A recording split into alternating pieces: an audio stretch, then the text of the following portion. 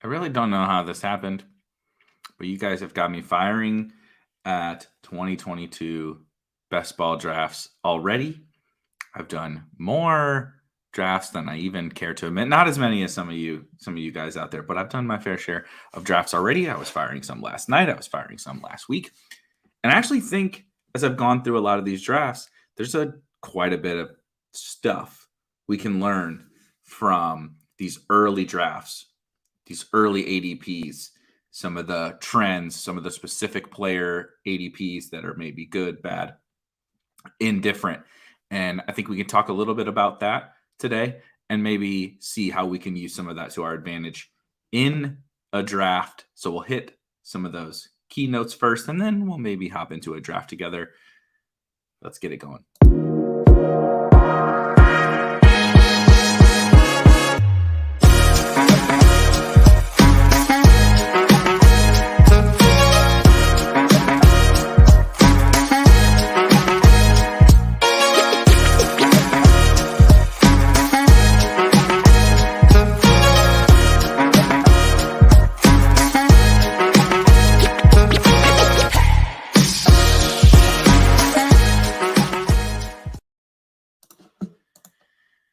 So 2022, we haven't even reached the Super Bowl yet, and here we are. We were talking about it in the Discord today. If you have not joined, signed up for the Spike Week Discord, it's free at spikeweek.com. In the header, just click Discord.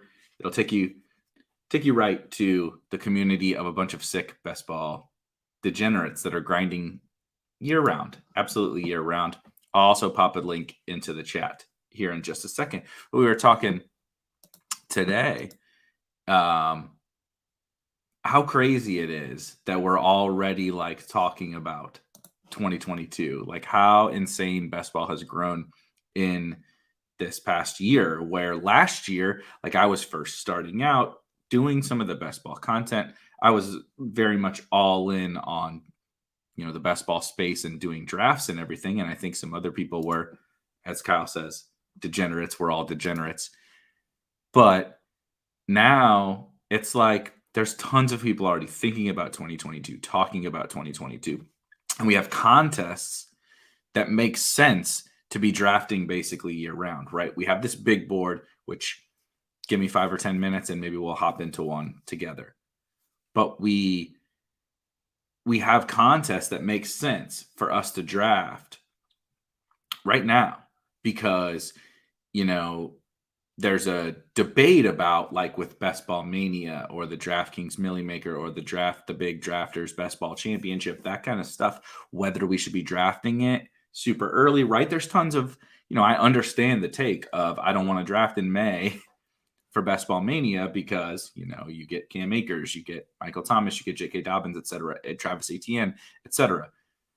And I would like to, draft later where there's a little bit more certainty around depth charts, whatever. I get that. With these contests, like this big board, it's nothing but everyone drafting against each other with zero, literally zero information. No one has any information.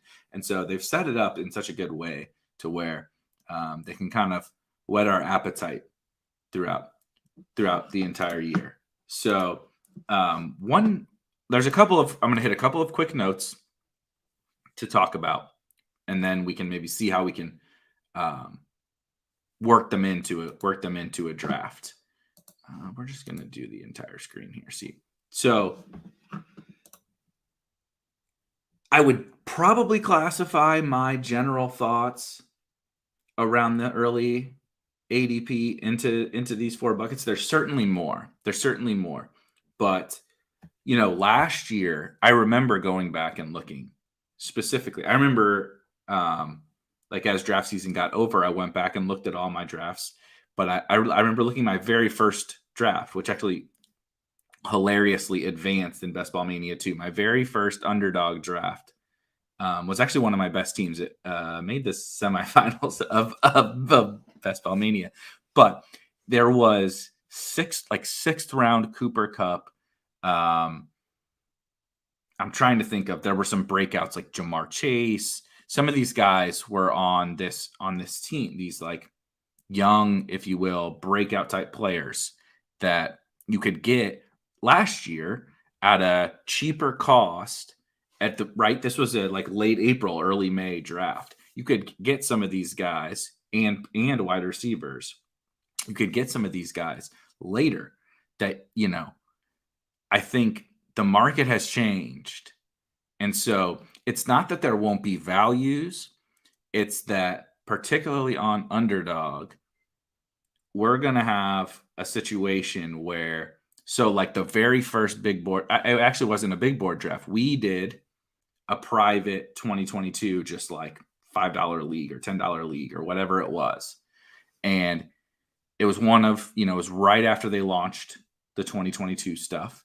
And I took Kyle Pitts in like middle to late fourth round, something like that. I took Trey Lance in the ninth or 10th round. I took Justin Fields, whatever. I took, I'm trying to think of just some of these kind of, sexy names, but these young breakout type players, everybody's on. Last year, it took a little while. Like there wasn't all of us, right? There wasn't all of this Spike Week community. There wasn't Peter Overzet and his community really hammering these drafts. There wasn't the ETR guys really diving deep into all this, among many other, groups of people really heavily invested in this space. And so, though everybody got into it throughout the summer, but it wasn't like this. It wasn't us. Literally last night, we're sitting and people are in the Discord like, hey, I'm hopping in a big board draft. And it fills. It snap fills. Like that didn't exist last year. And so what I think is going to happen in this time, this big board, right? We don't know exactly where these guys are going to get value because we don't know. There's so much we don't know in terms of landing spots on rookies and free agents. But you see how quickly the sexy name, the breakout, the clear and obvious, like Kyle Pitts breakout, gets steamed immediately to the early third round, early to mid third round, right? Kyle Pitts is now last year's George Kittle and Darren Waller, and it happened in the blink of an eye. And so that's going to be the standard moving forward. Is like that assumption is being set right now. Obviously, there will be adjustments once we get the rookies and the free agents, but that like assumption about Kyle Pitts and where he's supposed to go is already about to get baked in. Not like right now. And so everybody's on all of these breakouts, right? Jamar Chase is a top half of the first round pick, like a lot of the time. And I'm taking him. Kyle Pitts goes extremely high. Trey Lance, obviously, now that Jimmy G is gone, is going to continue to go higher and higher and higher. All these guys that are the clear breakouts, it took longer for them last year to get priced to where they probably should be priced. Now, that's happening earlier than ever.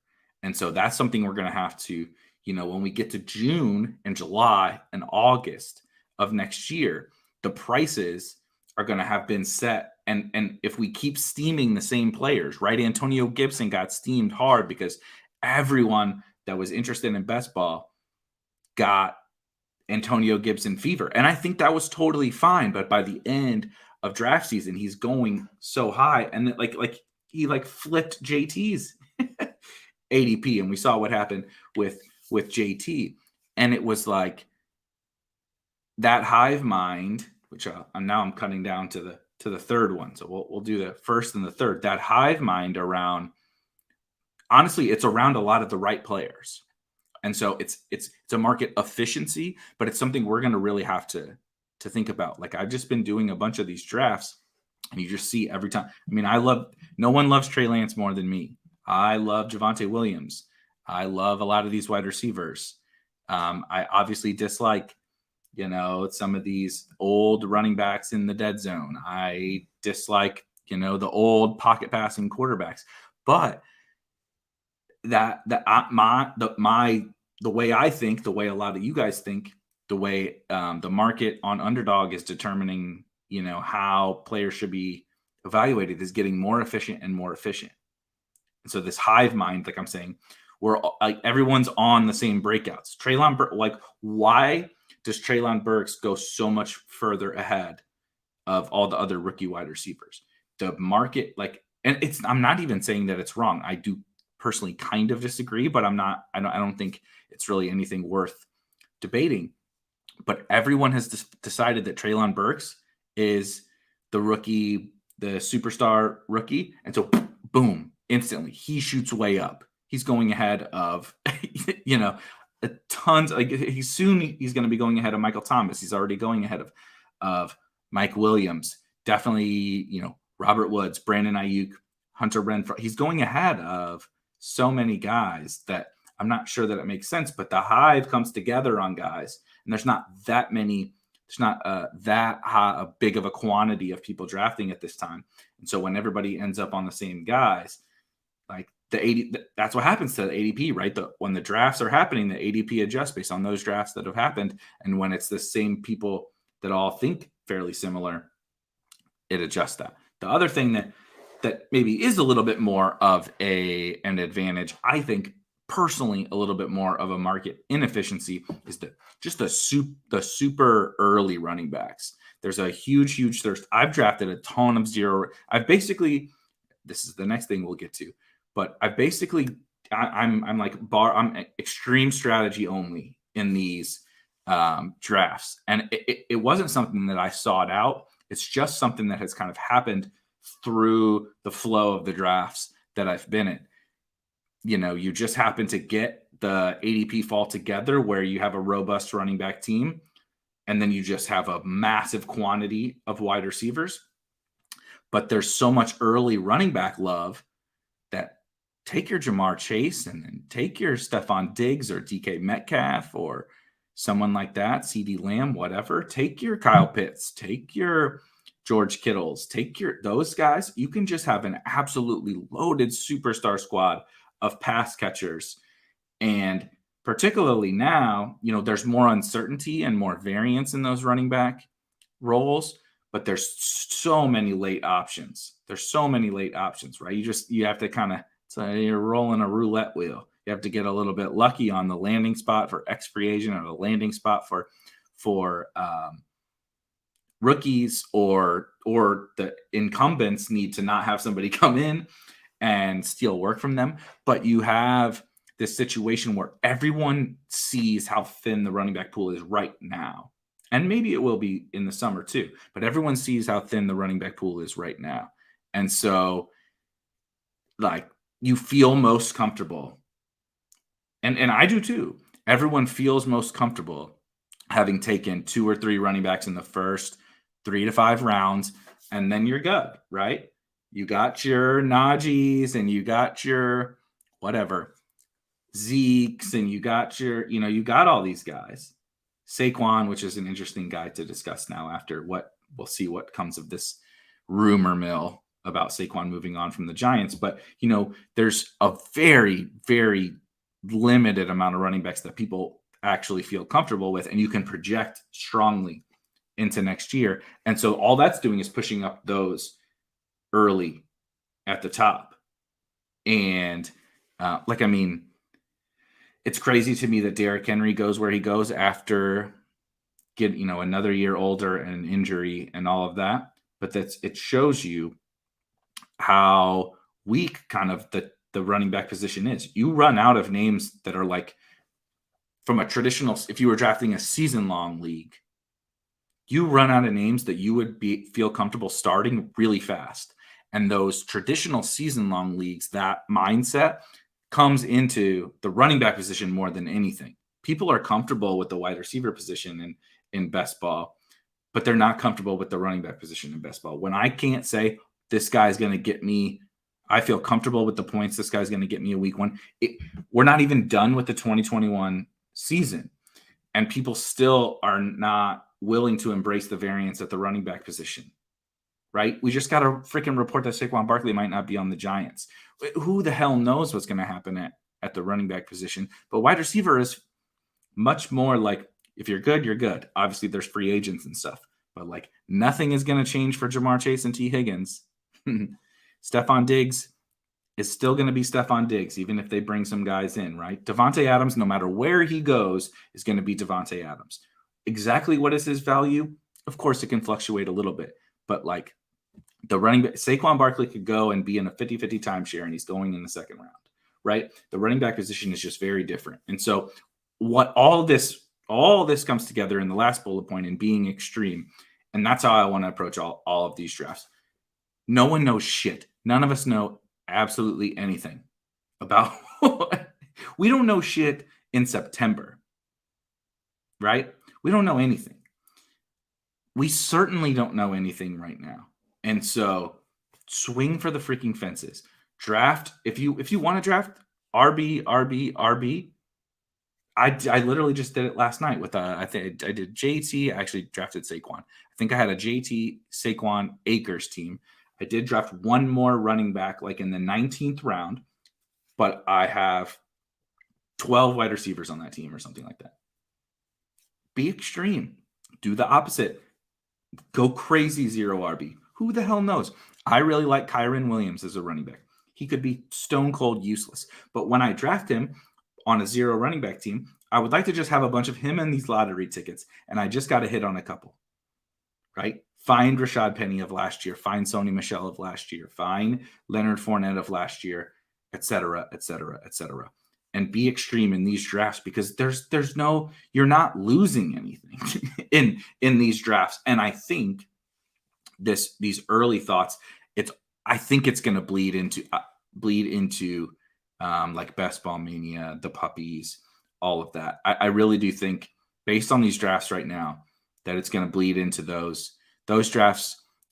This being even more extreme probably than we were before. I think we will be talking about single tight end teams and single quarterback teams and 3 running back teams. And I think we'll be talking about a lot of different things, different extreme ideas, a lot more of, scenario based drafts and some more extreme strategies that we didn't necessarily talk about before. So that about wraps it up. Let's talk. I know everybody always wants to draft. Everybody always wants to draft, so we can hop in. Let me get rid of this, and we can hop in a draft. All right. There's the big board, and we're in. Oh, I was the last person. Look at that. That worked out well. Kyle says, don't jinx it. No injuries in the Super Bowl. Yeah. Very good point about the Bengals and Cooper Kupp. Jericho says, I can't imagine a worse run pass split that's what I'm saying. There's only upside for Jamar Chase and T. Higgins. They had their franchise quarterback coming back. This is such an awesome point by Drico, who won the FFPC Best Ball Tournament, by the way. Shout out Drico. Awesome Best Ball community mind member and all of that. When he speaks, you should listen. There's like only upside for Chase and Higgins and Burrow and Boyd. They had Burrow coming back off of a terrible knee injury behind one of the worst offensive lines in the NFL. So I don't know Zach Taylor personally, but the typical narrative is Burrow coming back. They weren't going to go and just drop him back 50 times behind a terrible offensive line. So they had to be a little bit more run heavy. And then in certain games where it made sense to be a little bit more run heavy, particularly early in the year, we would all be tilting, right? If you're playing DFS, you're losing your shit because, oh my God, why aren't the Bengals passing? They have Jamar Chase and T. Higgins and Tyler Boyd, whatever. And then as the season progressed, we saw, they would take advantage of certain situations when it made more sense for them to throw. Next year, they have nothing but continuity on the offensive side. The only thing they need to do is bolster the offensive line. Everyone is back. Everyone is back on the offense. And so all they need to do is invest their resources in the offensive line. And so, like, I'm not saying, obviously, injuries and things happen, variance happens. I'm not saying this year was the floor for Burrow, Chase, and Higgins, but that's what it kind of feels like. It's at least certainly close to the floor. And I think it only is going to get better. So I agree. Stop it, Tony. This year's Lenny will be Lenny.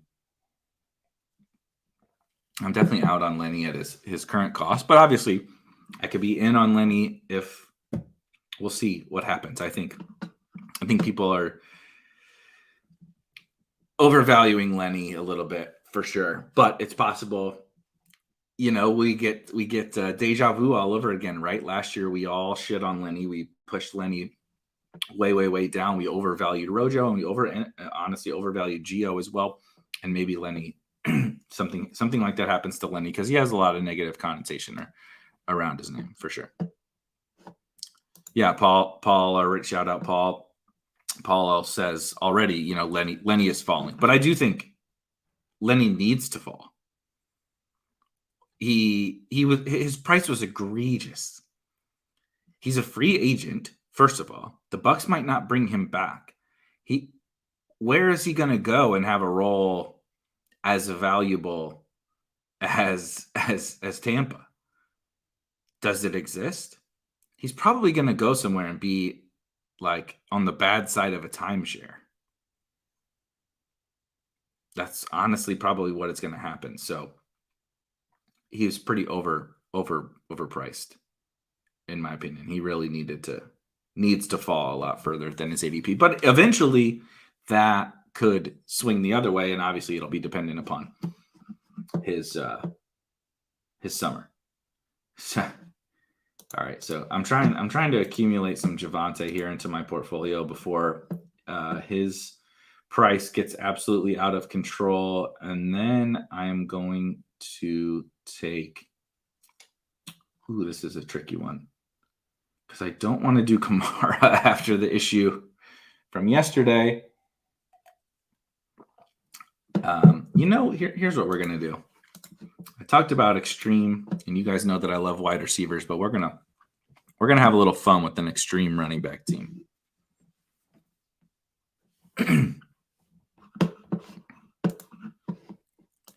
Yeah, Lenny on the card. Tony says I would love to see Lenny on the cards. That'd be interesting, especially. I'm trying not to be a prisoner of the moment and read into all the social media hype, right? But Kyler Murray unfollows the Cardinals and takes all the Cardinals mentions out of his Instagram or social media or whatever, which is probably bullshit, but it is at least interesting to ponder. But like assuming Kyler stays, Connor and Edmonds are both free agents. And so there's a huge gaping hole. I've taken some Eno Benjamin in these drafts. Jonathan Ward is also a free agent. Eno's the only running back left on the roster. I've taken a little bit of Eno, just like praying maybe they don't invest at the running back position, or at least not too much, right? Maybe he's the backup to a rookie that they draft. Or they just bring back one of Connor and Edmonds, and Eno's the backup or something. So I've done a little bit of Eno, but they're going to bring somebody in, obviously. They only have one running back on the roster. And Arizona would be probably the best landing place for someone like Lenny. Huh. Instantly, Paul says, step into the Connor role. Kyle says Lenny in the James Conner role. Lundar says my early big board teams hope the Cards re-sign Connor. Yeah. I feel like I have takes on almost every like kind of free agent situation. I'm trying to think of one. Like A-Rob is gone to me. A-Rob's not coming back to the Bears, right? I don't know. That's the first one that always pops in my head. I definitely don't think Lenny is coming back to the Bucs. The Connor Edmonds thing with Arizona, no idea. Literally, I have no idea. They could bring them both back. They could bring one back. They could bring neither back. And I would not, never be any of those outcomes where I would be surprised. I really have no idea what to do with the Arizona backfield. So like I said, I'm just kind of like taking a little bit of Eno at the end. I actually haven't really taken, but I get like kind of look good, particularly in the passing game, obviously at the goal line. But I thought Connor and Edmonds both looked good. That's the thing. I thought Chase Edmonds looked just as good as you always expect Chase Edmonds to look in Arizona. Just obviously couldn't stay healthy. And then even James Conner couldn't stay healthy at the end of the year. So I don't know. That is definitely maybe the most difficult situation, backfield to like even project, because it could be freaking Lenny. It could be one of the two guys they had last year. It could be both of the guys they had last year. It could be freaking Eno. It could be a rookie. I really don't know. Yeah, Kyle also mentions Eno and Chris Evans in the last rounds. If you go to spikeweek.com, I have uploaded, it's positional right now, but the 2022 way too early rankings. And they're both on there. I agree. I like those guys as late round picks.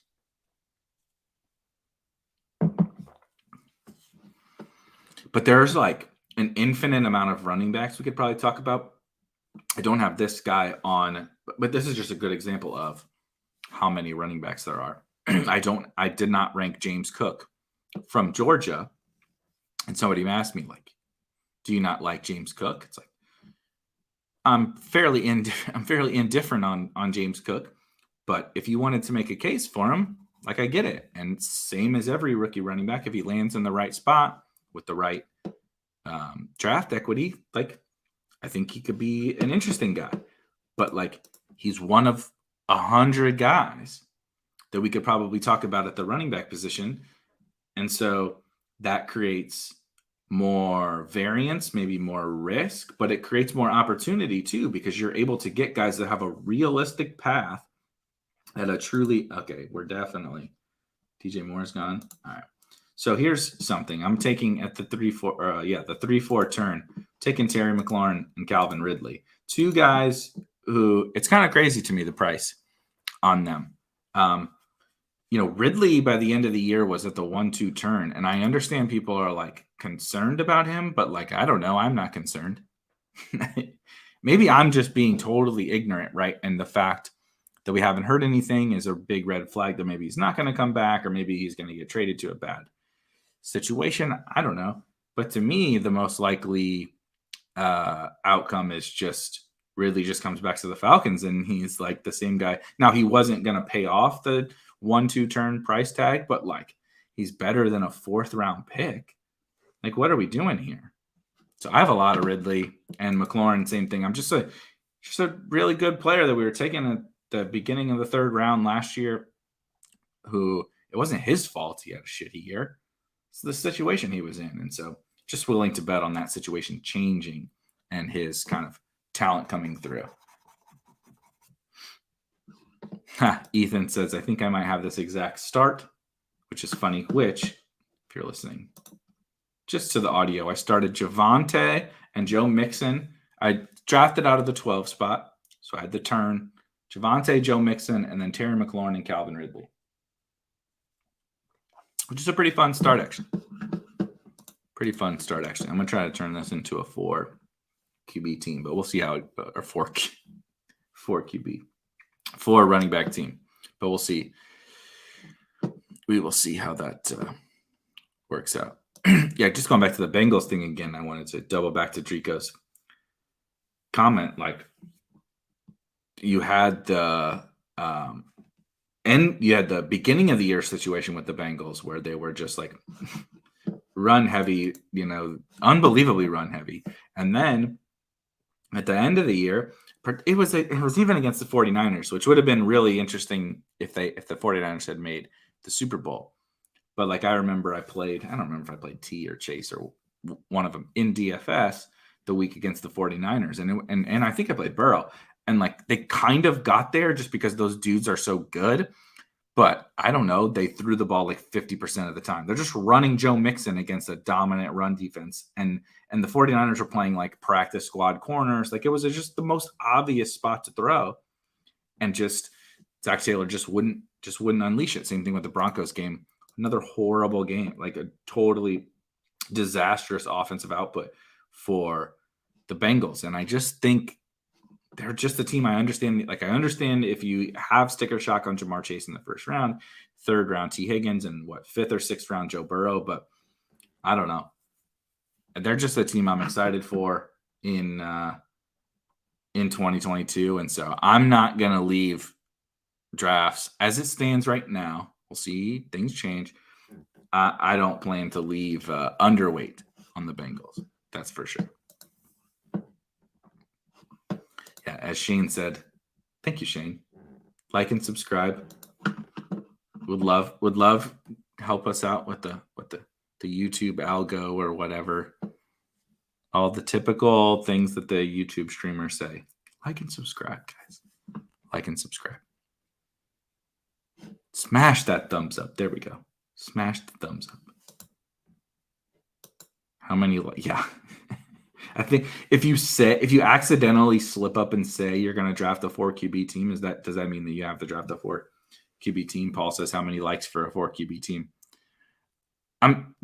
You're really getting the wheels spinning in my head now, though. Putting my teams up for bid to whatever like kind of strategy the chat wants me to do typically would be a very, very minus EV one, right? I'll draft a team with only 6 wide receivers. I'll draft a 5 tight end team. I'll draft a 4 quarterback team. I'll do this, that, the other. I'll handcuff all my running backs. I will do all of that for likes. For how many likes? Like, how many likes can I get if I draft 3 running backs in the first 3 rounds and I handcuff all of them? I would do that for 69 likes. That's not this stream, but that's Friday. That's if I get 69 likes before the Friday stream starts, I will draft 3 running backs in the first 3 rounds and I will handcuff all of them. Spoiler alert for Friday. So that's the plan. Now you guys know. All for 69 likes. It was either 420 likes or 69 likes, but I figured 420 is probably a little aggressive. There's only like 500 and something people in the Spike Week Discord, so 420 YouTube likes would probably be a bit aggressive. Oh, I guess I should pay attention here and stop talking about stupid jokes. Of course, it comes back to me. And Treylon Burks is here. I know I'm aware that this is ahead of his ADP, but I'm going to take Michael Carter and Dallas Goedert here. If you've seen my rankings, if you've seen any of my tweets or heard me, I'm going to talk too much about Dallas Goedert. I'm sure that his ADP is going to. I'm fairly certain his ADP is going to get away from us, but I'm very, very, very, very high on Dallas Goedert, and I'm actually like kind of cool with Michael Carter, and I was also intentionally trying to draft a running back there. There's very, very varying opinions on Michael Carter at this ADP, and I totally I can see both sides. So I'm just trying to mix him in a little bit, just kind of buying the second year breakout type thing, and hopefully the Jets can make a leap. I don't really have actually a dog in the Michael Carter fight. I know some people in the Discord were discussing kind of both sides with varying opinions, and I totally get both of them. But I'm like I said, we'll just we're not fading Michael Carter. Basically, is my stance. Am I trying to max the big board? No. Let me go to completed, right? Yeah, completed. So I've done 15. So how full is it? It is 25% full, and I'm 10% in. So I would really have to catch up. I'm definitely not going to max it. I'm trying not to kind of make my life miserable by drafting a million teams right now. My wife would also might divorce me if I drafted 150 teams into a best ball tournament before, the Super Bowl had finished, before the NFL draft had started. I'm already streaming about it. If I drafted 150 teams, that might be it for me. She'd probably take the dogs, so you guys wouldn't get to hear them on streams anymore. It would be bad, I think. So I'm not going to max it. Tony says slow draft is the way. I will never. I'll do it, like some slow drafts over the course of the entire offseason, but I'm not going ham on slow drafts because alpha's only. Kyle says Bindle's 90. Oh, is that? Oh, that's you. That's you. Got it. Kyle is Bindle's 90 and he's going 0 RB. Let me pull up the draft board. Extreme 0 RB. Now we're talking. Oh, you drafted in the 11th spot right in front of me. Devontae Adams, Travis Kelce, Deontay Johnson, DJ Moore. Love it. Michael Thomas, Kyler Murray. That's a fun start. Got your elite tight end, got your elite quarterback, loaded wide receiver core. That's how I like to draft that. I love to draft that way. That's my favorite drafts are 0 RB drafts, but I like to but I experiment in everything. Every different structure. Yeah. Shane says time to crank 100 slow drafts. Eagles is the draft god, period. Okay, on the clock. Well, first things first, where we stand. Unfortunately, my rankings would tell me to take CEH here, I think, and I'm not going to. Oh, who took Woods? This is where I take Woods every single time. But anyway, we're going to take Jerry Jeudy. And Lance is gone. Who took Lance? Oh, so Paul took Robert Woods, who is, of course, the player on the thumbnail. And Trey Lance went at the 7-4, 76th overall, you see here, by Beckett. I will just touch on Robert Woods. I've talked probably enough about Robert Woods. I think Robert Woods is one of the best values at wide receiver in the draft. Eventually, he's not going to be. He, in my opinion, is the best value probably in the big board. When BBM gets here, there's too many smart people. I think he's just such a clear and obvious screaming value that he won't be. ADPs will adjust. And like some of these rookies are definitely going to fall, right? Running backs are going to fall. Some of the wide receivers are going to fall. There's only room for growth for Robert Woods and his ADP, in my opinion, unless we get something bad about his injury, unless we get a really negative injury report or something. Or maybe if they bring back Odell, which I'm not even sure it's possible. But I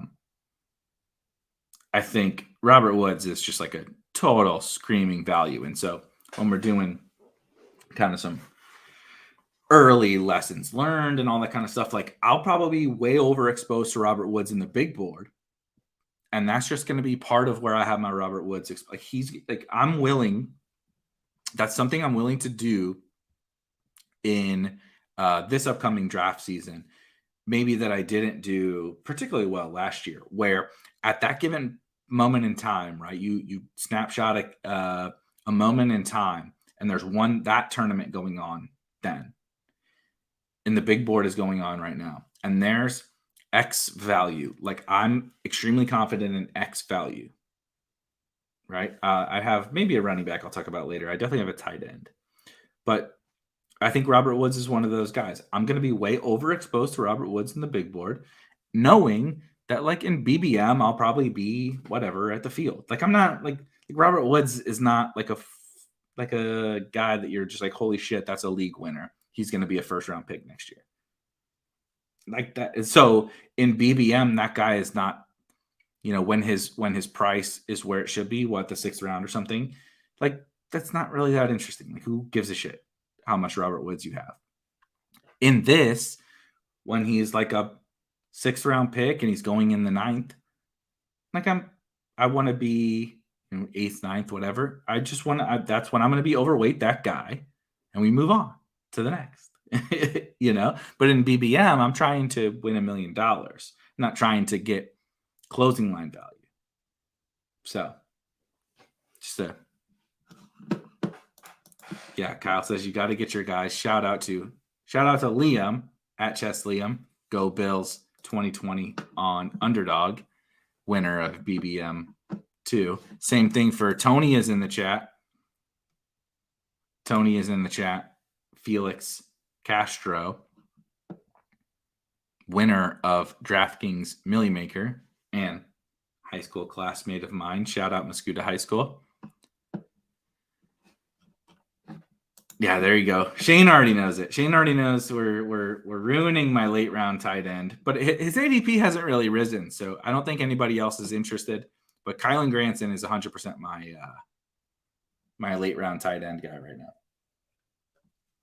Well, him and Trey McBride. Trey McBride, if you aren't aware, is a rookie coming into the NFL this year, won the Mackey Award.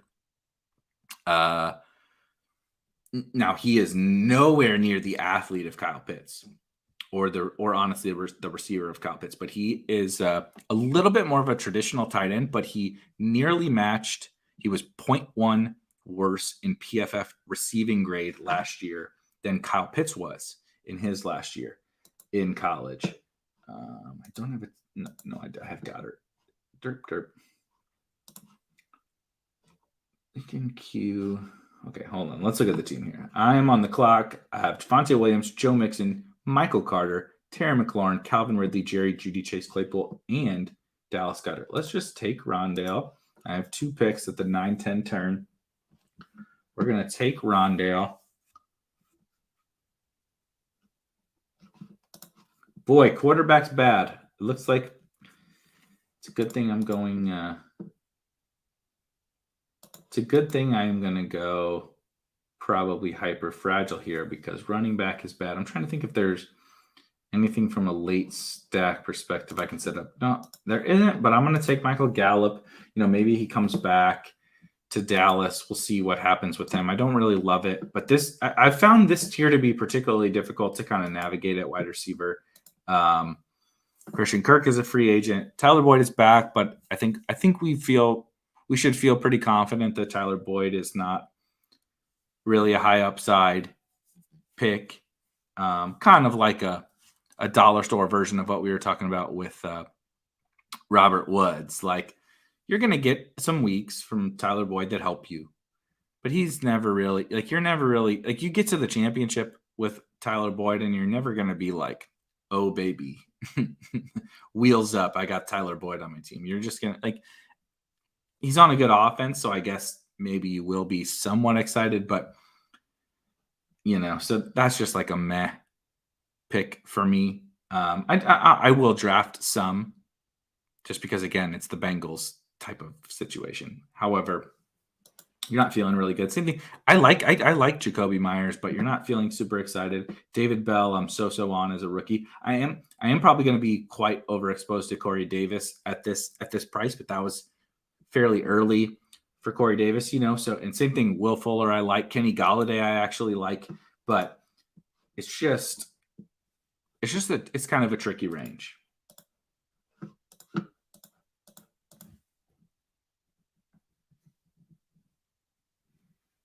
Sorry, I'm getting way too many notifications there. Yeah, Alex says, who knows my wife, that he thinks my wife would be cool with me maxing it as long as I win. The issue is I'm not going to win.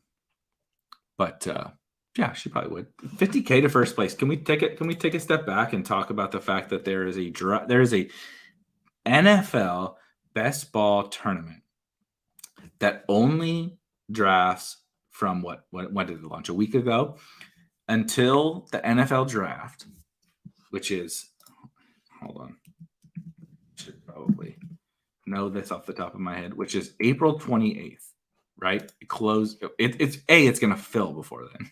They're going to launch another one.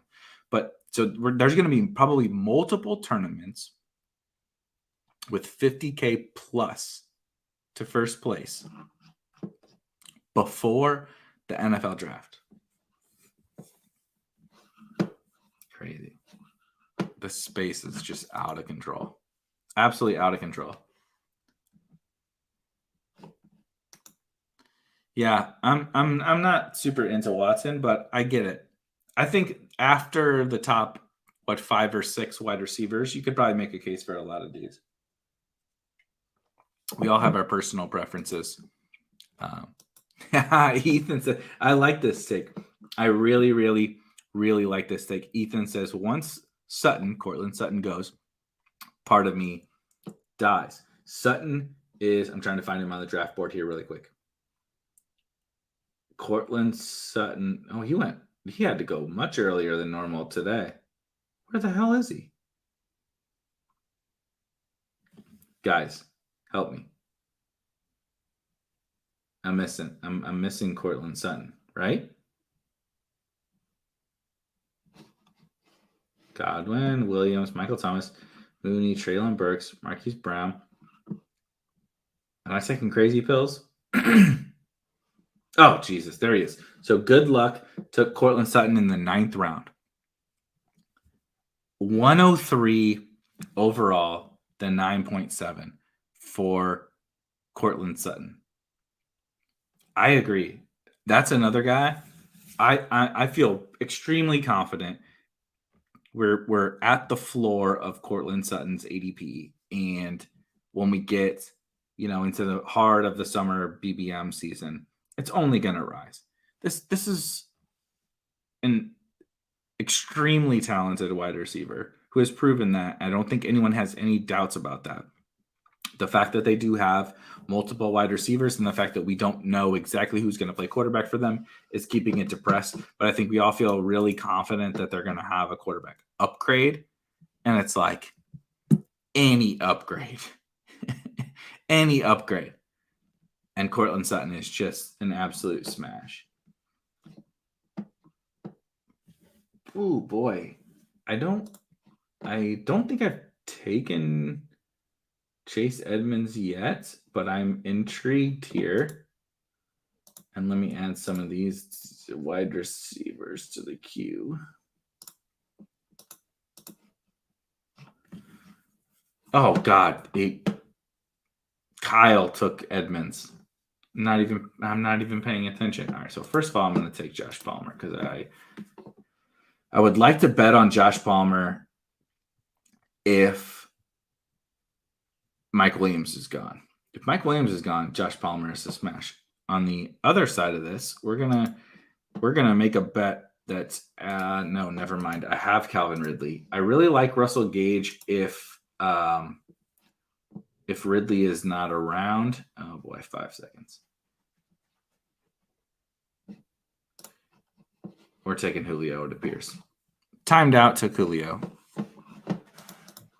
Hate my life. Wasn't prepared. Drafting with streamers is always plus EV. I kind of don't hate Julio, though. I just took Julio like twice yesterday. Is that, yeah. Kyle says Kyle's bragging now about snagging Chase Edmonds. I was 100% going to take Chase Edmonds. I was 100% going to take Chase Edmonds and Josh Palmer. And I had him in the queue and stopped looking at the draft board and just assumed that Kyle wasn't taking Chase Edmonds. And it clearly shook me. I was shook. I was absolutely shook. That I was so shook that I took a 45-year-old Julio Jones. Like I had it. I was like, oh, Chase Edmonds here looks nice. And I already know I want to take Josh Palmer. So let's just queue those guys up. We'll scroll through the list just to see, right? I'm going to do the streamer bullshit. Make it look like I give a shit, right? Make it look like entertaining any of these other guys. And I was just really just like, oh, I like this team with Edmonds, I really like this team with Edmonds. And then the next thing you know, I'm just fucking putzing around, sitting here, and Edmonds is gone. And then I end up auto drafting Julio Jones. Ralph Wiggum says, I thought Julio died 3 years ago.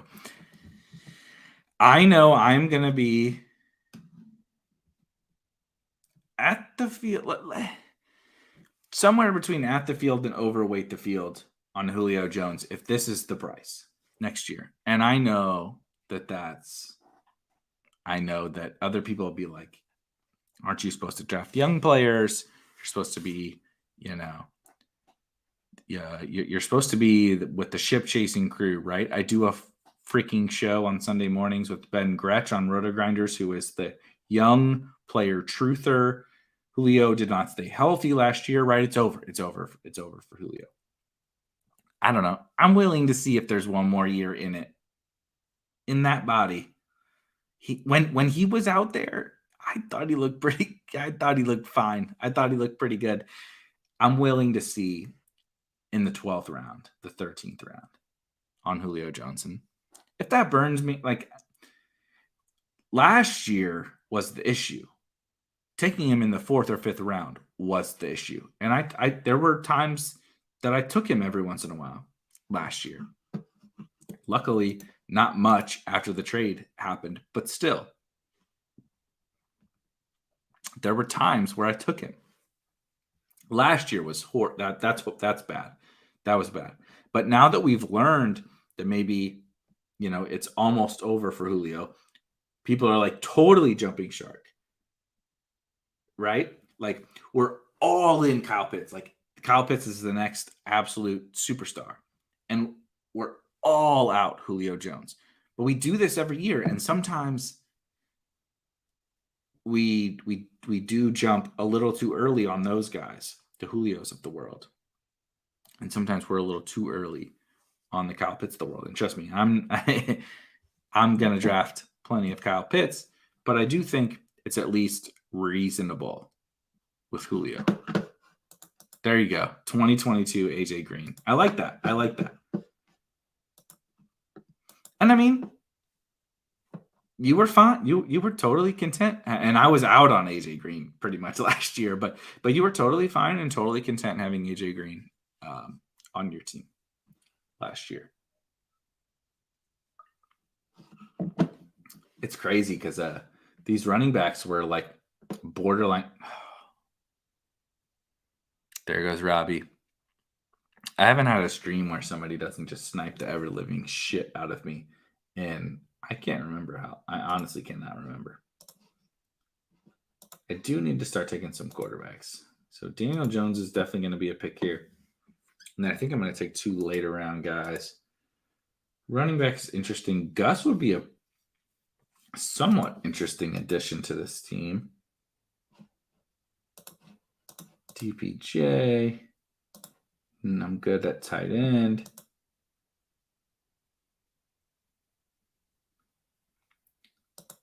I'm going to take DPJ, though. That's another guy I'm pretty bullish on, DPJ.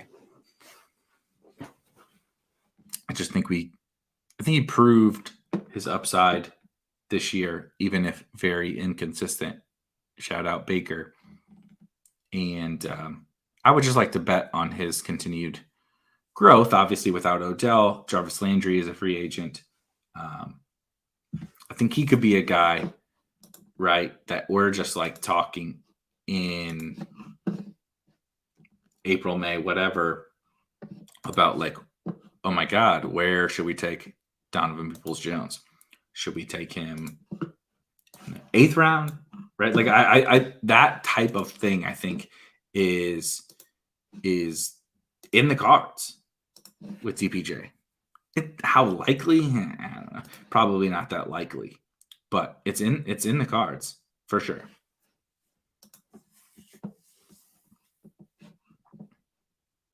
Cedric Wilson, I kind of hate his ADP right now. To be told, Kyle asked thoughts on Cedric Wilson. I'm a little bit of a Cedric Wilson truther. I think he's a decent NFL wide receiver. I think if anything, the Cowboys are going to do something at wide receiver. Maybe I'm totally wrong. I find it hard to believe that they're not going to bring anybody in. Right, so Amari is for sure back. CD is for sure back. Michael Gallup is a free agent. Noah Brown is also a free agent. Dalton Schultz is a free agent. I find it incredibly hard to believe that after the year that they just had, they're comfortable rolling into 2022 with a starting 3-wide set of CD Amari and Cedric Wilson and Blake Jarwin at tight end. And so I think it's fairly likely is not the word. I think it's very much in the cards that Gallup after blowing out his knee, comes back on a prove it deal to run it back one more time. And maybe he won't be ready to start the season. But obviously, Cedric Wilson is useless if Gallup is back. And even if Gallup is not back, I think that they will either pick up someone useful in free agency, or they will draft someone, reasonably high, not the first round or anything, but like, I think that they know that they need to upgrade the offense, honestly. Like, the defense was not amazing, but the defense made huge strides this year, at least relative to what it was before. And honestly, the offense was kind of what let them down in the playoffs and down the stretch.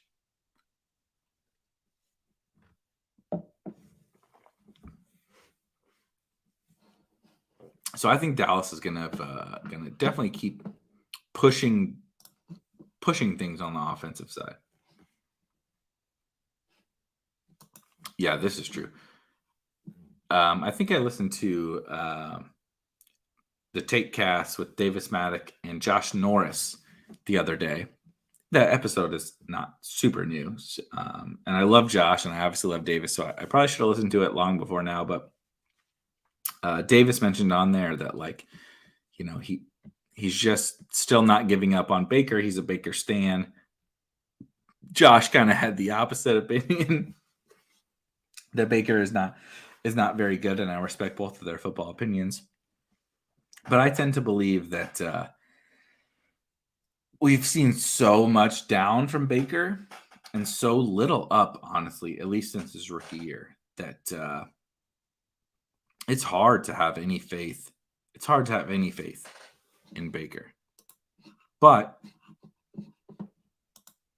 if you're into the up, down, up, down, up, down, yeah, could be a good Baker year. God, everyone in this draft hates running backs.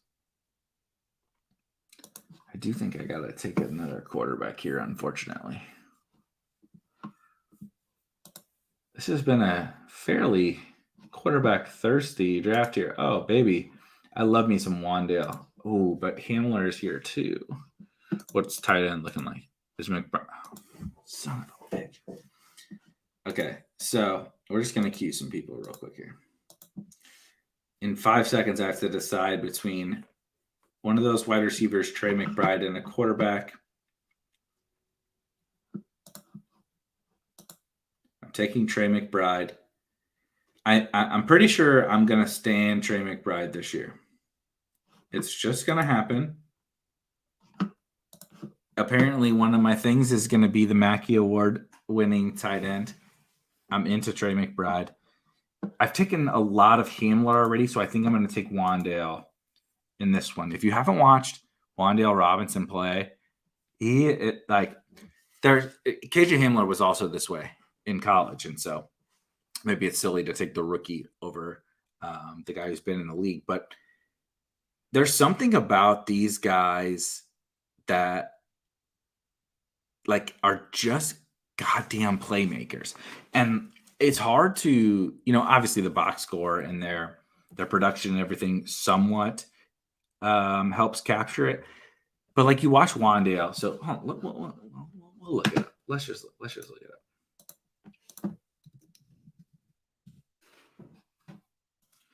Let me share a different screen. We're googling Wandale Robinson. Okay, 5'11". I don't believe he's 5'11". First of all, 5'11", 185. No freaking way. Oh God. Wandale Robinson, shiftiest player in college People football. think unusual circumstances From means complicated taxes. But Nebraska for a TurboTax Live expert like to me, Kentucky this year.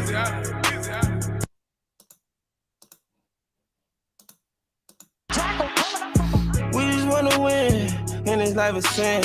Heard it come and go, money, cars and clothes. This one's good. Had them golden rolls. Oh no. Like case closed. Billy Continental for a show. We just wanna win, and this life is sin. Got a solid ball, stand on what you own. I can't break the code, I will never fold. Okay. We gon' push the. I mean, something that Evan Silva, shout out, one of the GOATs in the fantasy football space, it has always stuck with me, was kind of like, so he would always frame it through like, this guy was a punt returner, this guy was a kick returner or whatever. And I've tried to extrapolate it to like Wandale is the kind of guy that like they just get the ball to. It's like the best play in this 30 seconds of the highlight clip that I showed was him just catching a little quick screen. And like he played for freaking Kentucky. In the SEC, they're just like, we got to get this dude the ball and let him go make shit happen. And then he does. And so, I don't know if Wandale Robinson is going to be anything, but when I'm targeting rookies, young guys, whatever, I'm trying to target that kind of a player. Kyle brings up Justin Ross and Sky Moore. I'm not a Sky Moore fan. Shout out to Ship Chasing. I saw that they had a big Sky Moore thing, and I'm not a big Sky Moore fan. But Justin Ross is really fascinating because, he was arguably the best player on that Lawrence, Etienne, T. Higgins, Hunter Renfrow team, 3 years ago. He was a superstar as a freshman. He's really difficult to gauge. He has not produced since his injury. I part of me does think he looks a little bit worse, but I feel like I'm applying some bias to it because you're watching it and you see really bad quarterback play and just Clemson looks really shitty. And I don't know what to do with Justin Ross, but Kyle says if he drops due to injury concern, he's a huge buy. And I think that's reasonable. All right, so as of right now, I am on the clock at the end of the 17th round. I have one quarterback, and it's Daniel Jones. So I'm going to take Malik Willis because he's my top. Him and Sam Howell are my top rookie quarterbacks. And I think I'm going to take my fourth running back here. Except my guy is gone, so now I'm screwed. So I am going to take Dearness. I'm going to take Dearness Johnson as my fourth running back and go a little hyper fragile with Javonte, Joe Mixon, Michael Carter, and Dearness Johnson. Dearness is a free agent, I believe. And I think he proved something this year. I think that this running back class of rookies is not amazing. I think that he has a chance to earn a job somewhere. Shane is in the chat saying, was your guy Vaughn right there? And yes, 1,000,000% my guy was Keyshawn Vaughn. Where did Keyshawn Vaughn go? CJ. Catch up stain on underdog. CJ took my guy, Keyshawn Vaughn. Yeah, I'm very high on Keyshawn Vaughn.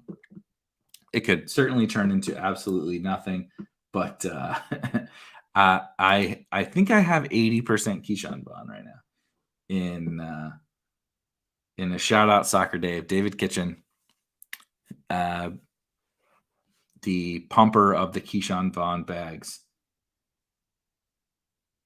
from Roto Grinders. Keyshawn Vaughn was my guy.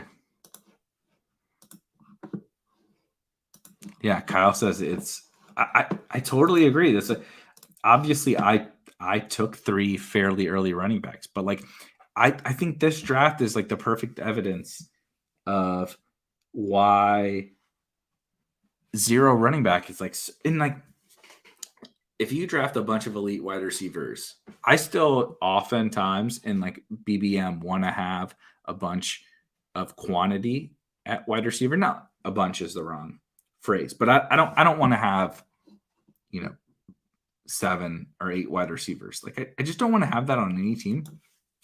But in this, if you really drafted a bunch of superstar wide receivers who were just guaranteed stone cold locks to be on their teams and to have their roles, and you only drafted 8 of them, and you draft 8 running backs and 2 quarterbacks and 2 tight ends, is that like I don't see why that's wrong.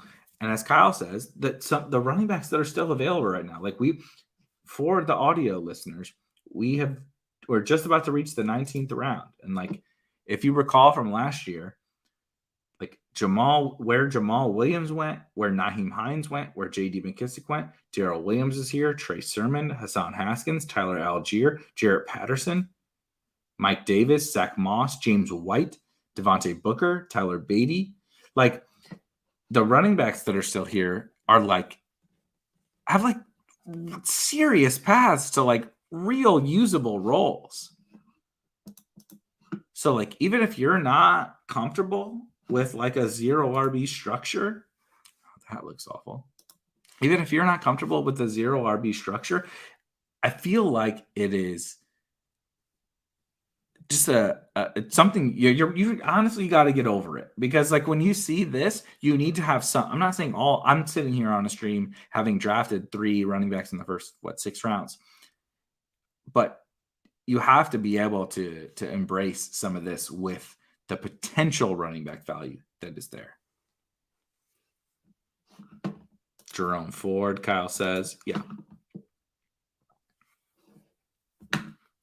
Hold on. Ethan is in the chat saying, I draft 2 to 3 handcuffs in every structure in this with 20 rounds. When you say you draft 2 to 3 handcuffs, do you mean you don't mean you're handcuffing your running back? You mean you're drafting guys that have only contingent value, correct? That they are you would classify them as handcuffs. You're not handcuffing your running backs, because I think this is brilliant. And I agree with this. Anyway, Ethan says, I draft 2 to 3 handcuffs in every structure in this tournament, the big board, with 20 rounds. And he says, yes, that is true. I love that. I think I totally agree with that. Like, just let the variance play out in your favor over the course of the next, 8 months, 9 months. All right, I'm on the clock. I'm not taking a running back. I'm definitely taking a wide receiver, and I'm also going to take a quarterback. So I'm going to give away my favorite crazy off-the-board quarterback, and then really quickly look through the wide receiver position. I do like Quintez Cephas. I also like Shakir.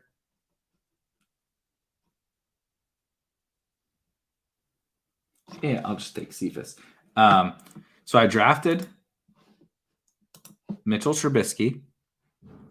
I believe I've listened to a bunch of kind of, like real life NFL podcasts, and video clips and such, and they talk about Trubisky as the league is kind of on board with the fact that the Bears were the issue with Trubisky. And he went to Buffalo to kind of just take a year to revive almost his image, learn from Brian Daboll, which is like the perfect spot to help reboost your stock.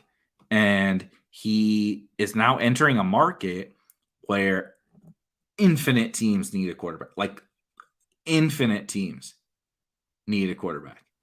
And he doesn't go drafted in these because obviously we don't know if he's going to be a starting NFL quarterback next year. But I feel somewhat confident in either as my second quarterback with an elite quarterback or in a 3 quarterback build. I feel extremely confident making that bet on Trubisky. And so I've been doing it quite a bit. I think he could land somewhere that he's going to be going way, way, way, way, way higher than undrafted, basically, once we get to like BBM season. And I do think this is possible that maybe Tony says he goes to the Giants where Daboll went. That would be net neutral for me because I drafted Daniel Jones, but point still taken. No arguments from me. We're about 10 or 11 minutes over. I appreciate you guys staying and hanging out with me. There's 2 more picks left on the board. I hope you guys enjoyed. We'll be back tomorrow here on the Spike Week YouTube channel with the Spike Week football show hosted by Rob Coakley. Last week, a ton of fun. I don't know if you watched. If you haven't watched, I actually recommend it. Going back and watching the Tuesday night Spike Week football show. Like I said, hosted by Rob Coakley. I joined him. I will be joining him tomorrow. We talked all the latest and greatest from the NFL, and then we went through the NFC and kind of ranked every team as an offense in terms of, are we, from a fantasy football perspective, how like aggressively do we want to attack these offenses? Is it like I'm all in, stacking this offense, going crazy, or I'm all the way out, not interested no matter what? And we kind of, and obviously everything there in between. And I thought it was one of the most interesting and informative exercises that I've done. So shout out, Rob. Tomorrow we're going to do the AFC, and then we're going to double back in the summer and double back during the season and look back at like how goddamn awful and idiotic we were with these takes. And then we'll, as always, have Best Ball Bros on Wednesday. And like I said, drafting on Friday with maybe we'll do something fun. Maybe we'll do something fun to try to stir up some likes, stir up some subscribes. But until then, I appreciate you guys. As always, ton of fun. Thank you for joining me. Really love this draft. Had a lot of fun. And we'll be drafting again on Friday. And you'll see me drafting before then. I'm sure. Don't tell my wife, though. Don't tell my wife. I'll see you guys later.